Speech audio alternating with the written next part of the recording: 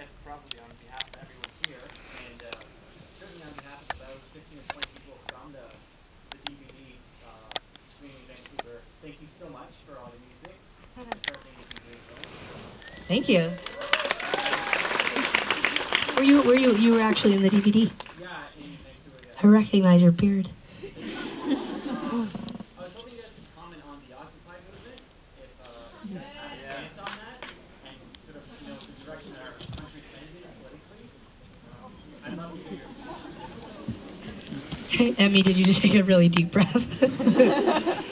Our entourage gets really they can see the tension build when we're asked political questions, but no, I'd love to answer it actually, but thank you for the question. We were at a screening in Austin, and after a lot of what's your favorite book and what's your favorite color and what's your favorite clothing item or whatever, someone was like, what do you think your photo with the black eyes represents when it comes to violence against women? And I'm wondering if you, and the whole audience was like, ew, and I was like, I thought it was a great question, and it's something we thought about a lot before we put the photo out, so I had an answer. What do I think about Occupy Wall Street? Well, I'll start with that. I think that Sarah and I have spent the last 12 years traveling around the world, and I think that there are a lot of apathetic people in North America, and so whether I believe in the movement or not, first off, I was just so impressed people are actually getting out and doing something, because I can't believe that people aren't more outraged about a lot of things, especially in America. I spend a lot of time down there, and I was in California when Prop 8 passed, and I can't believe, people were enraged for about a week and then went back to being sort of on with their lives, which isn't to say the movement isn't continuing, but I think people don't realize that that there is an option besides just being angry at home inside. You can actually get to take it to the streets. So I think that people have a right to feel angry. I think that there absolutely are a bazillion issues, especially in America. I think it's outrageous that there is not healthcare for everyone. I don't see that changing. I think it's outrageous that people aren't able to get married there. I feel like it's outrageous that there is such a divide between the poor and the rich. But I also, and I could go on and on and on. I agree with all of that, and I get why people are there, and I get why they're angry, but I also can't wrap my mind around how entitled people in North America still are, even though we see poverty and other, financial crisis, countries collapsing left, right, and center.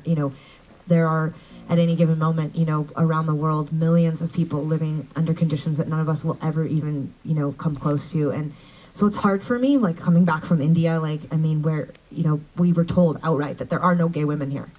And we were like, what do you mean there's no gay women here? And they're like, oh, no, there's no gay women. And it's so sad. It's just so awful. So sometimes it's I'm really upset about the divide between the rich and the poor, but sometimes I just wish that we all cared more about each other, putting aside some of those other issues. I just feel so sad that we just don't take care of each other, starting right there, forget politicians and government. But the state of our own country, I could talk about forever, and I don't want to. Because I'm going to curb my upsetness and all my, feelings about unrest and upsetness and whatever. But I will say that comparatively, I think Canadians are much more present and are much more focused, and I think our country is still a really, really great country, and I think people around the world still really respect us, and we have a lot to be proud about. And I think that we should continue to put our technology down and talk to each other and try to understand one another and try to make the world a better place. And I think time goes by really fast. We turned 31 this year, and I don't want to leave the world as bad as it is. And that's what motivates me to get up every day and make music and talk to people, is because I hope that we can contribute something good. So I'll leave it at that, not get too political. My dad and I talk about Occupy Wall Street twice a week, and the other day we were in Tim Hortons, and my dad was going on and on and on, and I was like, yeah, and then someone turned to us and was like, can you guys lower your voices? And I was like, was it Nick? Okay, we have only time for 2 more questions. Okay, yes. Over here. You. That's okay.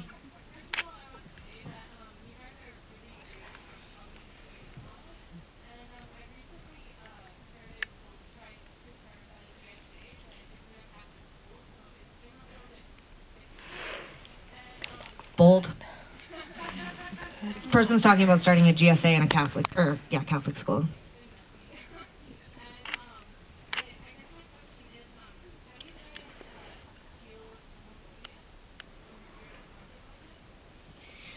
the question is about homophobia and how we deal with it. I mean, the truth is that school is really hard when you are under the roof of an institution that that has a set of rules and boundaries and expectations and all of that. It's hard. We definitely bucked that in our own high school, not just around gay stuff, but like just in general. I mean, teenagers are you're filled with unrest. You hate like authority. It's so easy to look at authority as something that is oppressing you, and it's really it's complicated. You know, my mom is a wonderful gay ally, and was a part of PFLAG and worked with the Gay Straight Alliance in the school that she's in, and it's it's amazing when you have people working towards trying to make things feel better or comfortable or whatever, but it's not always easy. And when you get out into the real world where there isn't that institution, I'm not saying it gets better or worse, it's just it really feels different. You get to choose where you hang out and what you do and who you surround yourself by,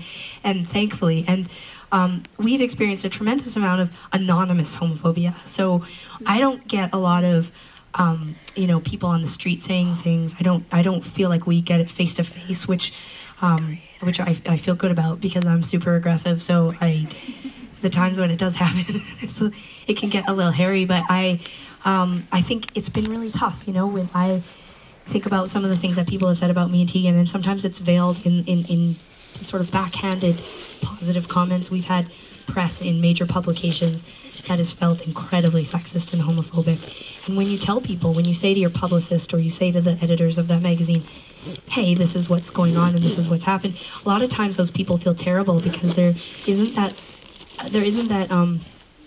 understanding of like identity politics or whatever, and you just feel like you're those goons, like those like political correct goons running around being like, hey, when you said this thing, but we just constantly do it because I want it to change. I don't want to feel like we have to just face that. And we were talking earlier about the no effects thing.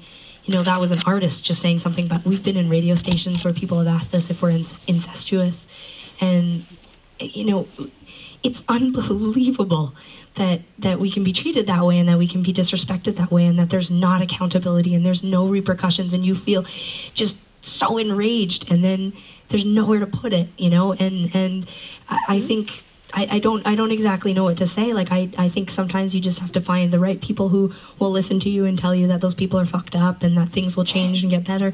But there's no easy answer. It's just you just go through it. Tegan and I think that's why we try to use humor all the time, is because if we didn't, we would be very dark. Like I think there's this really wonderful quote about this wonderful writer James Baldwin, and he's talking. This is sort of like writing in the 60s and 70s about civil rights, and he's talking about like if at that time to be conscious meant living in a state of constant rage at the injustices.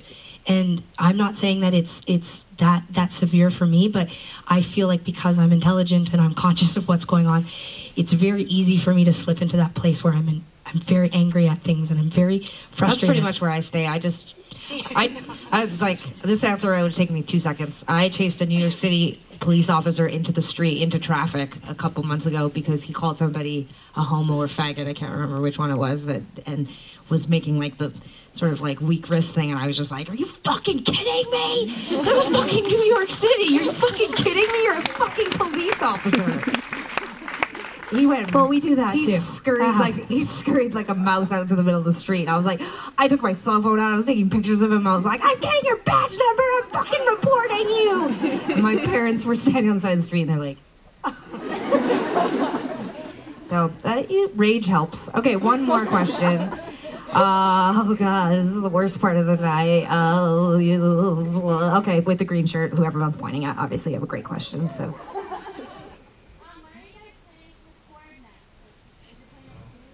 As our publicist, we planted her in the audience, so now I can talk about our new record. This is a great way to end. Sarah and I have been hard at work on this DVD, but we've also been writing music for the new record. We're 30 songs in, and we're going to go into the studio in the new year, so you guys should expect a record next summer, late summer, maybe early fall. So, yeah, and people have been asking us questions like, what's it called? What does it sound like? Whatever. To be clear, it has not yet been recorded or named, but But it's definitely going to be different. I mean, Sarah and I want to make a record that people recognize as Tegan and Sara, but we definitely want the first response from the majority of people to be like, wow, really? This is the new Tegan and Sara record. And I think we're going back to our roots in some cases. Like we've rewritten pretty much every single song at least 2 or 3 times. Like we're really digging deep. I want to make a really important record. I want to say something really important. And I don't want to gloss anything over. And we're definitely really digging deep. It's actually been quite painful so far. It's been like it's hard to try. Really hard. Like I just get up every day and wander around the house and just feel like I'm pulling my hair out. I've had to use the rhyming dictionary a lot. I'm like, I need a different word. So I'm pushing myself to do that. Sarah's just kind of effortlessly good at all this, but I send songs and she's like, yeah, it's almost there. I think maybe just rewrite, the chorus and a bit of the verse and the pre-chorus. So, and then there's no bridge yet, but you could write one of those too. And I'm like, so that's what we've been working on. But we are so pleased that we finally put this DVD out. It was a really special night for us, and we thank you guys for being here. There was a lot of people that were involved in the making of the DVD, like the director Ellie of the second movie, India. She's in the house tonight, and she has a bright yellow jacket right there. You can see her, Miss Eleanor Svoboda. We also have our lovely and talented tour manager, who's like one of the stars of India as well, Chris Hibbins, and our guitar player Ted Gallons. Yep, they're both here tonight.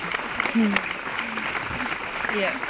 And my stepdad Bruce is here, we spoke about a lot in the film, and I was really paranoid we'd exaggerated some of the stories, so I called him prior to the screening and was like, you did this really, right? Like, you took our mom away from us, right? That happened? And she's like, yep. So also want to he's here.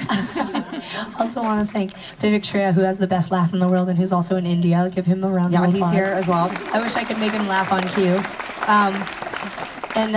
And all of our friends and family have been following us around.